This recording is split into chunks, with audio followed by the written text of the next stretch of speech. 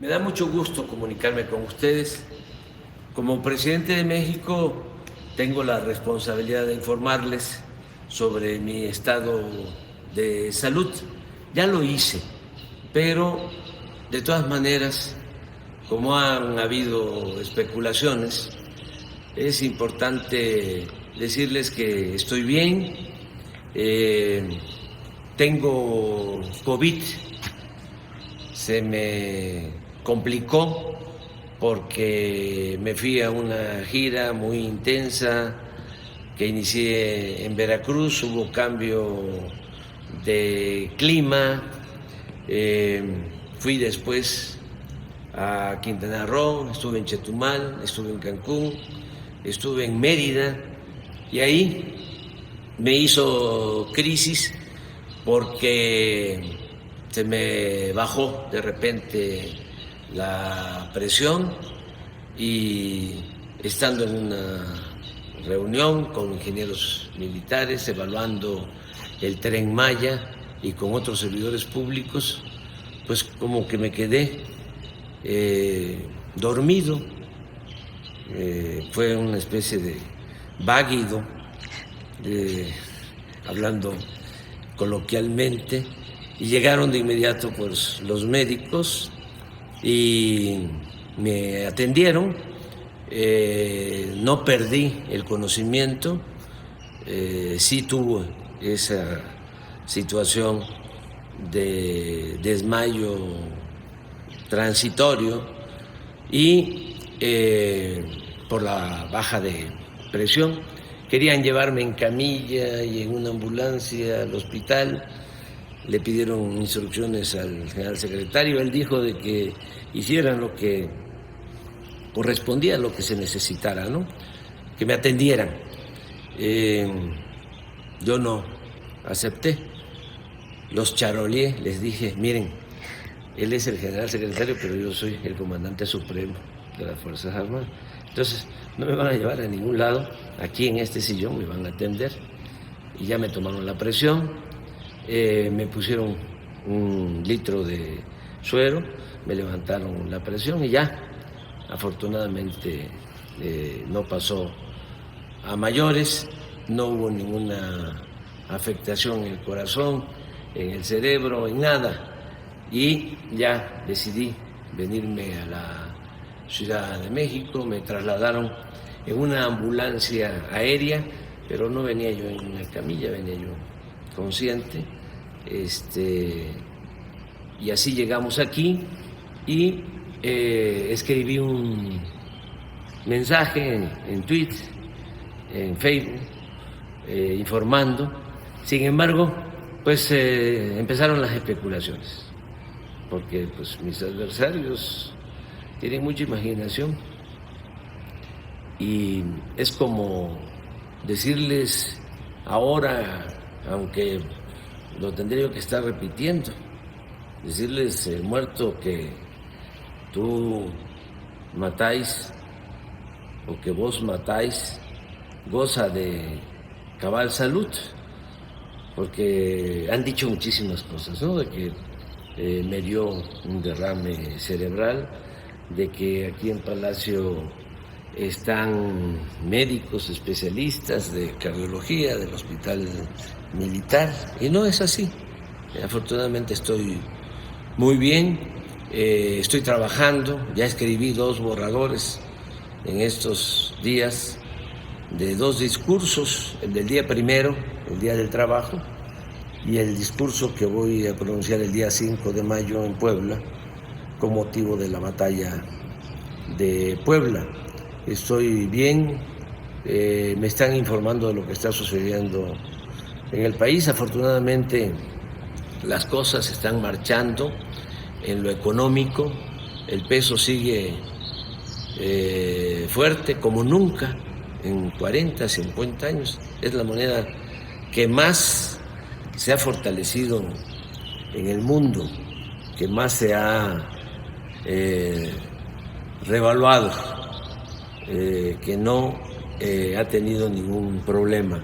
También es muy buen dato el del día de ayer, antier, de que está bajando la inflación y sigue creciendo la economía, sigue habiendo empleos, se están aplicando en todo el país los programas de bienestar. Estamos avanzando también en garantizar la seguridad pública, está bajando la incidencia delictiva, en fin, vamos bien, estamos bien y de buenas. Y bueno, yo creo que el Creador y los deseos que tenemos de vivir nos van a permitir terminar nuestro mandato. Aquí estamos en este recinto, en esta intendencia. Aquí fue donde mantuvieron preso 4 o 5 días al presidente Madero, al apóstol de la democracia, un hombre bueno que fue víctima de una pandilla de rufianes. Y cuando llegamos aquí, creamos pues este museo, se llama Intendencia de la Tradición. Miren, tratamos de reconstruirlo, hacerlo como estaba en esa época, en ese tiempo.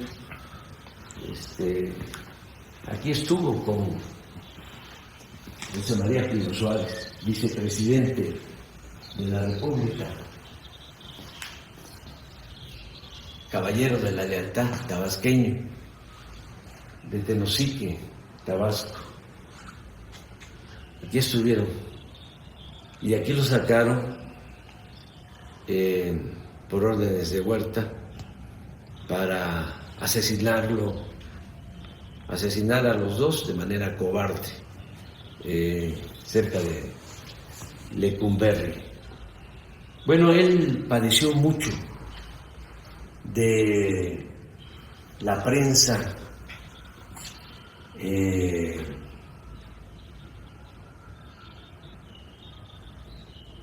calumniosa. Paco Ignacio Taibo escribió un libro extraordinario sobre Madero que se los recomiendo, que se llama Tiempos de Sopilotes, porque lo trataron muy mal los periodistas de ese entonces y también los intelectuales. Se volvieron huertistas, tanto periodistas como los intelectuales. Muy pocos se mantuvieron leales al presidente Madero, que fue un hombre excepcional, uno de los mejores dirigentes políticos del mundo,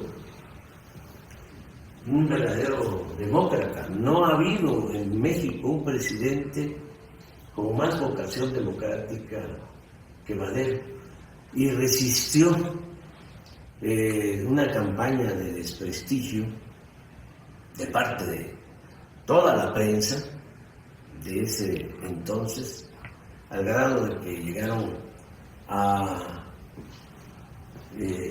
llamarle loco, espiritista,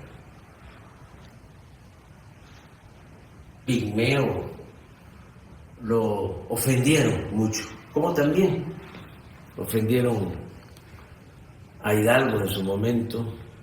Bueno, al padre de nuestra patria no solo lo ofendieron, lo asesinaron, le cortaron la cabeza, le exhibieron 10 años en la plaza de Guanajuato los conservadores, que son gentes de malas entrañas, que siempre andan deseándole el mal a otros. Hablo de Hidalgo, pero pues lo mismo padeció Morelos, y luego Juárez, que fue tratado de manera racista, el mejor presidente que ha habido en la historia de nuestro país. Hay 3 presidentes que hay que recordar con mucho cariño: Benito Juárez, Francisco I. Madero y el general Lázaro Cárdenas del Río también padeció una campaña en su contra muy fuerte de los oligarcas, los que se opusieron a la expropiación petrolera. Fíjense, no les afectaba en nada porque el petróleo estaba en manos de compañías extranjeras. Sin embargo, ellos se sintieron ofendidos, los oligarcas mexicanos. También pues no les gustó que el general Cárdenas entregara la tierra a los campesinos, no les gustó que el general Cárdenas impulsara la educación pública, y así ha sido siempre, ¿no? Ahora que me he vuelto a enfermar, llama mucho la atención el odio, ¿no?, de algunas personas que quisieran pues que yo desapareciera, pero no deben de actuar de esa manera. Ya hasta me producen sentimientos de afecto, porque los considero muy desprovistos de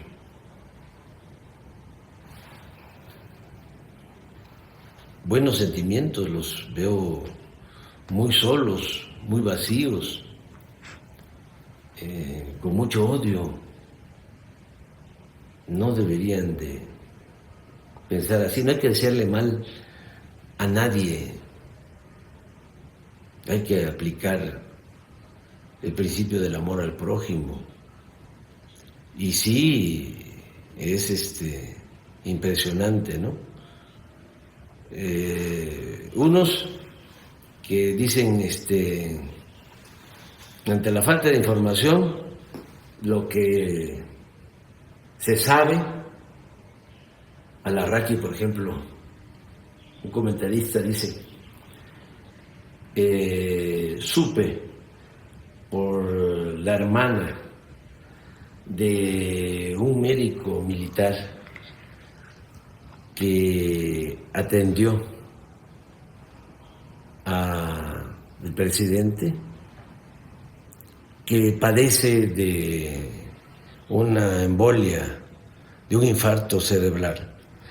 Tengo otro informe parecido, de gente que está hablando de eso. Luego Riva Palacio igual, sí le dio COVID, pero también tiene un derrame cerebral y lo están atendiendo muchos médicos.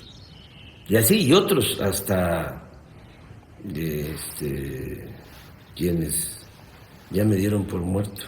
Me acuerdo mucho de Charrasca. Antes se usaban, para resolver las diferencias, se usaban los duelos. Hubieron duelos muy famosos, por ejemplo, el abuelo de Octavio Paz, Irineo Paz, que era periodista, fue director del periódico Patria, y fue un liberal, luchador, de mucha pasión. Entonces entraron en diferencias con un hermano del maestro Justo Sierra, y entonces se retaron a duelo y se nombraban padrinos, y Ireneo Paz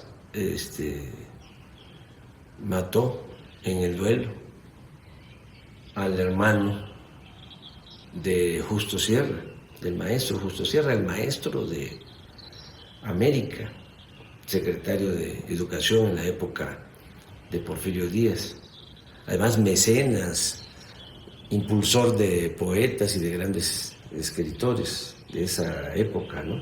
Bueno, pero hay otro caso de un duelo en Peralvillo, donde a un personaje llamado o conocido como Charrasca, lo retan a un duelo y él nombra a su padrino y el otro pues también nombra a su padrino, definen la hora, el día, y el caso es que no se presentó Charrasca a la hora y el día y al día del duelo.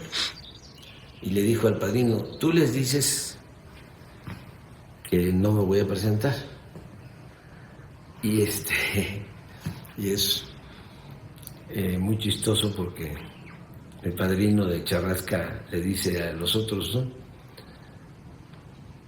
al del duelo y a su padrino, dice Charrasca que no se va a presentar y que lo den por muerto y que vayan, y ya, se insulta, ¿no? Entonces, a mí me han dado por muerto varias veces. Fíjense que en política me ha ayudado mucho el que me han dado por muerto. Después de que nos hicieron el fraude, de que nos robaron la presidencia en el 2006, que vino ese sexenio tremendo de García Luna, ya se pueden imaginar. A mí me dieron por muerto, porque decidí recorrer todos los pueblos de México. Entonces, me reunía yo con 10, 20, 30, 50, 100 gentes. A Calderón le preguntaban qué hacía yo, y decía, pues ahí anda, en los pueblos, se reúne con 3, 4, 5 gentes. Me dieron por muerto, me salvé. Y así, trabajando en las comunidades, en los pueblos, en los municipios, construimos la organización que nos llevó a la presidencia para transformar a México. Este es un movimiento que se ha hecho con mucho sacrificio, con muchas fatigas, desde abajo y con mucha gente, a las que admiro y a las que respeto y a las que quiero mucho. Unos ya se nos adelantaron y a ellos es a los que les dedico esta plática, ahora que estoy con COVID. Que no se preocupen, que estoy bien y que vamos a seguir luchando. Ya saben cómo somos de perseverantes. Nos falta todavía un tiempo y van a hacerse muchas cosas, muchas bellas cosas en beneficio del pueblo de México, de nuestro querido pueblo de México.